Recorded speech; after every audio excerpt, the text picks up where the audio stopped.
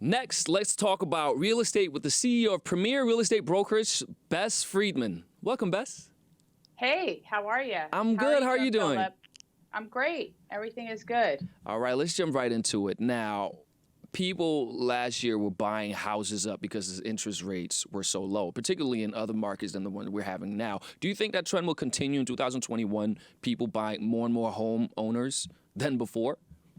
I think it depends on what market you're in. Supply and demand varies. For example, Connecticut, Palm Beach, very tight on supply. But New York City, we have oversupply, but that's tightening because sellers have corrected their prices a bit. So that's helping. But, it's going to be interesting to see how this year pans out. We're already seeing a resurgence, people coming back to the city.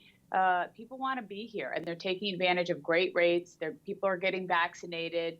It's the greatest city in the world, to quote Hamilton. It really is. Well, before we jump into New York City specifically, let's talk about the trends from the nation as a whole. And of course, it gets a lot of real estate talk in the news gets overly simplistic because you look at the medians, and the truth is there are submarkets that operate independently with their own sets of trends. But generally speaking, you've seen a lot of migration from markets like the Bay Area in New York to the Sun Belt.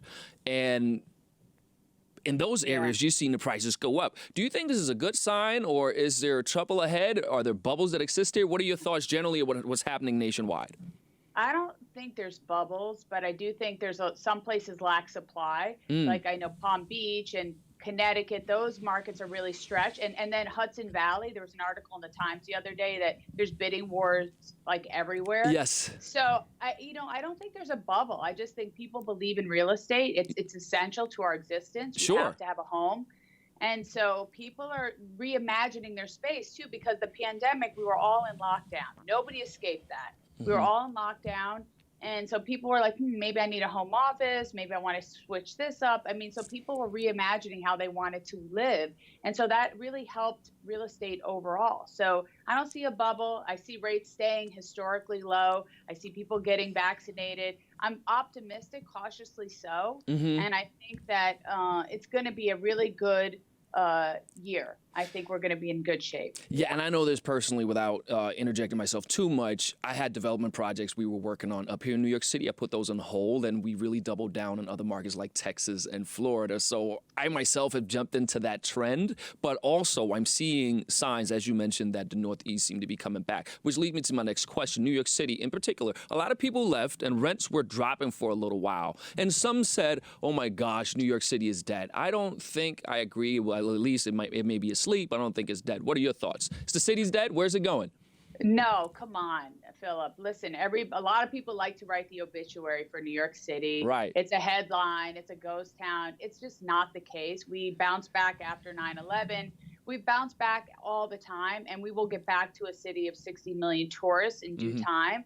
But yes, people did leave. I can't minimize the fact that during the pandemic, people went to the Hamptons. They went to Connecticut and Florida. But people are coming back, and post office records are showing that the migration was not as drastic as the media would have you believe. I mean, people love a crazy story. They love to, say that New York is dead, but it's not at all. And restaurants, if you've been out to eat lately, you'll see that they're full. People are there eating. So we're building back, but it's going to take a little bit of time. It's going to take a little bit of time. To your point that you mentioned that the post office records show that the migration isn't as dramatic, it doesn't mean that people are not leaving. Do you think there are people that are maintaining a home here in New York City and just hanging out elsewhere until things return to normal? Yeah, there's a little bit of that. Of course, some people are like, okay, I'm going to stay in the suburbs. I'm going to stay in Palm Beach. But, people get a little bit bored of that after a period of time, because we know that New York City has a vitality, a life to it that no other city has. And so a lot of people have returned or coming back partially. And so it's too soon to tell whether that's going to be long-term or not. Some people may have said, you know what, I'm done with the city, and that's okay. But there's a lot of millennial buyers right now who are taking advantage of our rates and good supply and pricing that they can negotiate with. Hit me with this.